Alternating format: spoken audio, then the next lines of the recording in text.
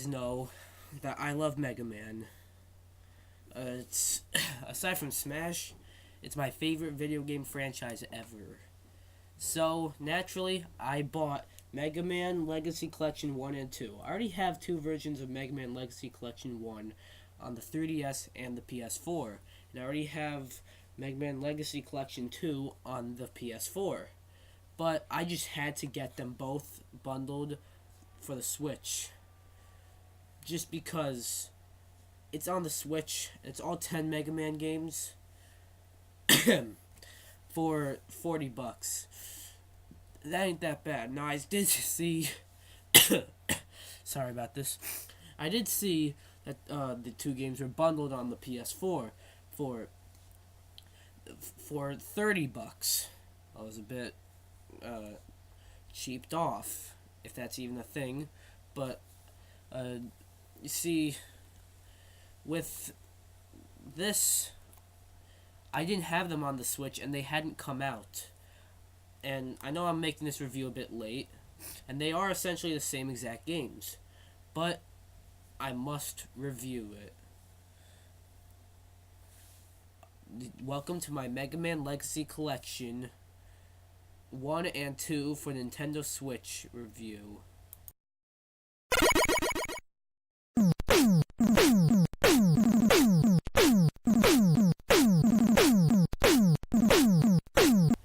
Alright, so Mega Man Legacy Collection 1 and 2 on Switch is just a compilation between the first Mega Man Legacy Collection and the second Mega Man Legacy Collection.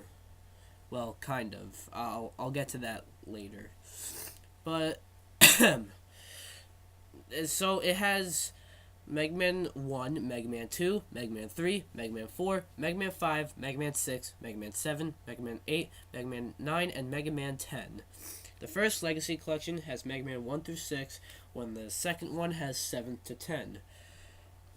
They're pretty much the same thing. Just the games added in some challenges, like how it's supposed to. And I believe this version specifically has a rewind version that you see going on. And it does sort of help you, like, redo your mistakes, but honestly, it does just the exact same thing as just, like, it does the exact same thing as hitting the pause button and, like, you know, hitting load where you saved it. You can cheat the game out like that. I believe only the first version has that. I'm not quite sure if the second collection has it, but yeah, it's now Mega Man 1, we're just gonna go over them. Mega Man 1, this isn't the first one that you see, but Mega Man 1 is pretty hard, but, you know, it's the first one. Mega Man 2 is regarded as the best game in the franchise. It's really easy once you get Metal Man defeated. And when you don't have any other power-up, when you're fighting Metal Man, it's pretty hard. Once you get him defeated, it's cool. Mega Man 3 is another one that's considered the best, and many people love that. It sort of plays it safe, though. Mega Man 4 changes things up a bit by having a new villain, Dr. Cassock. But spoiler alerts, at the end it turns out to be Dr. Wily. Mega Man 5 does a similar thing, but with my boy Proto Man. But yeah, it turns out that it's not Proto Man, it's Dr. Wily. And Mega Man 6 does the exact same thing as well, but with a guy named Dr. X. But it turns out Dr. X and Dr. Wily are literally the exact same person. Mega Man 7 is a bit different, as it jumps to the Super Nintendo, and the graphics are different. You have to save the world and everything, same story and everything. However, Dr. Light is in trouble. Mega Man 8 is pretty good, There's a jump to the PlayStation, and I believe it was also on the Sega Saturn. It's cool having a PlayStation game portable on the Switch.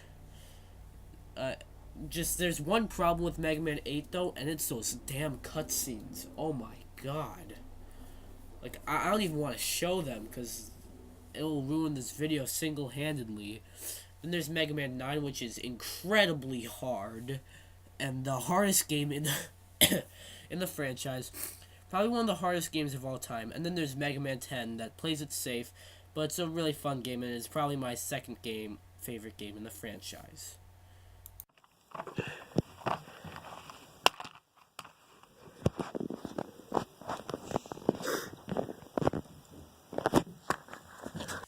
There is one really big problem with it, though, and it doesn't really affect the game itself, really. It's more, if you buy the game physically, you only get Mega Man Legacy Collection 1 on the cartridge, and you get a download code for Legacy Collection 2. I mean, what if you get a new Switch? Or what if... You see, it's like not cool, Nintendo. No, this isn't Nintendo. This is an example of Capcom cheaping out. Though it's not a big problem. You can look past this and enjoy the games. It's just... It shouldn't be this way. They should all be on one cartridge.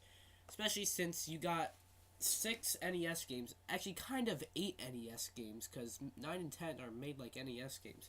So, pretty much 8 NES games. A PS1 game and a SNES game, I'm sure can all fit on a cartridge that is another cartridge that can fit a game like Skyrim. So yeah, this is Capcom cheaping out, and they're also doing this with they already did this with Resident Evil Revelations, and they're already doing it with Mega Man Legacy Collection X, or X Legacy Collection. Sadly, I won't be able to review that because it's going to come out when I'm taking my 6-week hiatus. But it's a good thing they're not doing that with Street Fighter 30th Anniversary Collection. That's my next review. But yeah, this is a problem that Capcom has on the Switch. They just keep doing this. They keep cheaping out. They shouldn't do this. But I digress.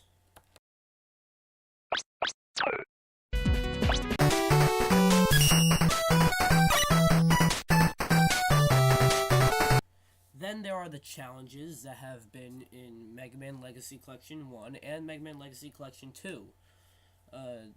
In the Switch versions of these games, of course, you're allowed to use amiibos. Sorry that I keep looping this gameplay. This is... When I started this review, I realized that this was the only challenge gameplay I had.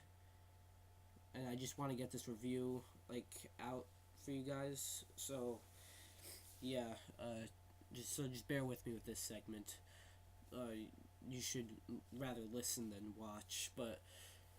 So, you can use amiibos to unlock more challenges. Either the Mega Man amiibo or the Gold Mega Man amiibo that was bundled with the Mega Man Legacy Collection Collector's Edition for the 3DS, which I still have, and I still remember hyping over that. And oh boy, was I hyped. I mean, an entire month dedicated to it. But yeah, there's not a whole lot to say about these challenges. I'm gonna move on.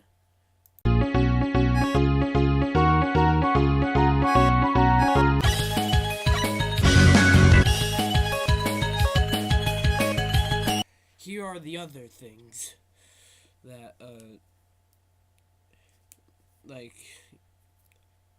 shouldn't get their own segment, but I'm covering them. There are, the track selects. There's, a music player, which is pretty cool. I've covered them. I think I covered them in my reviews for these two games individually. And then there's also the museum where you just look at artwork. It's pretty cool. Overall, they are essentially the same games as they originally were, and they even are pretty much the same collections as well. But it's fun.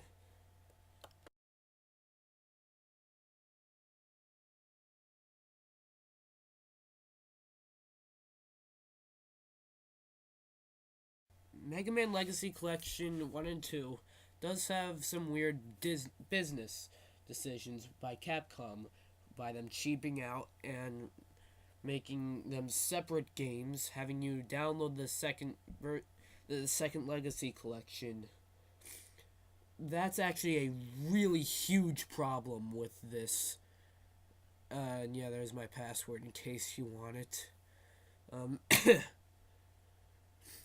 so, but other than that, the games themselves, there's nothing really wrong with them. The problems that uh, lie with with the games themselves, there's the password again, are really just the problems with the actual collections that I've covered in my reviews. Of course, my Mega Man Legacy Collection 1 review is really old and dumb, and it's I, I I did that before I even had my own computer, so I was using a camera to film a PowerPoint. But my second Legacy Collection review is pretty good. I suggest you watch that. And they have problems, and the problems still lie here. I didn't cover them because I've already have. But other than that, just the games themselves are a ton of fun. Some of these games can be divisive. Some may like them, some may not like them. But I'm going to give them my final rating, which is a 8 out of 10. I gave Mega Man Legacy Collection 2 an 8 out of 10, and I gave Mega Man Legacy Collection 1 a 9 out of 10, though it's more of an 8, maybe 8.5 out of 10 in their own reviews. But I put them together, it does come down to an 8 out of 10, which might not make sense, but it does, just because you combine them together, along with the huge problem with Capcom cheaping out. But you look past that, you got probably a must-own Switch game. I mean, you can buy the games digitally, which is why the problem isn't even that big. But, yeah. Well, that's my review of Mega Man Legacy Collection 1 and 2 on the Nintendo Switch. Do you have it? Do you have it physical or digital? Do you care about the fact that Capcom cheaped out, or do you not really care? Let me know in the comments below. Let me know like anything you think of this game. We can have a discussion in the comments if you want. I don't care. Let's do it. Unless you're Maloli and you're gonna just ruin the comments section. But yeah, be sure to like this video, comment, subscribe, and I'll see you guys next time, hopefully when I get my own computer back. Yeah, I'm still using another computer. This is a trial version of my video editor. So yeah. Bye guys.